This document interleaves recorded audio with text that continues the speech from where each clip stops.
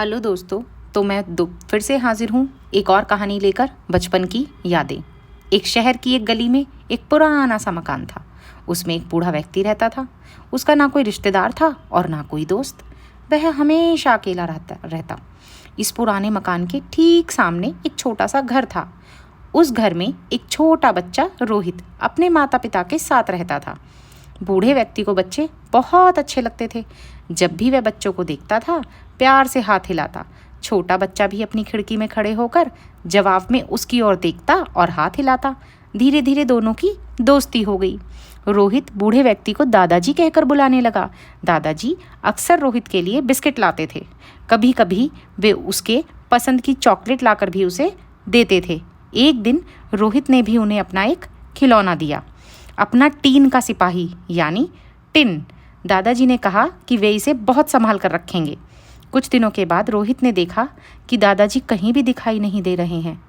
उनके मकान को तोड़ दिया गया है और वहाँ पर एक बेहद बड़ा बंगला बनाया गया। रोहित के पिता ने उस बंगले को खरीद लिया। रोहित और उसके माता पिता बंगले में रहने लगे।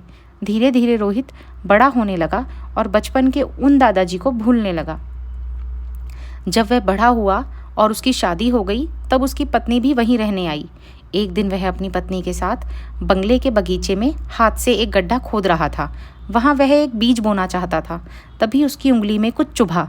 उसने खोद कर देखा तो वह उसका अपना टिन सोल्जर था जो उसने दादाजी को दिया था। उसकी तलवार की नोक रोहित की उंगली में चुभ गई थी। अपना बचपन का खिलौना देखकर अचानक रोहित को बचपन की सारी बातें याद आ गई और दादाजी भी याद आ गए। उसे याद आया कि दादाजी ने कहा था, यह खिलौना मैं बहुत संभाल कर रखूंगा। रोहित ने अपनी पत्नी को बचपन की सारी बातें सुनाई। सुनाते सुनाते उसकी आंखें भर आई।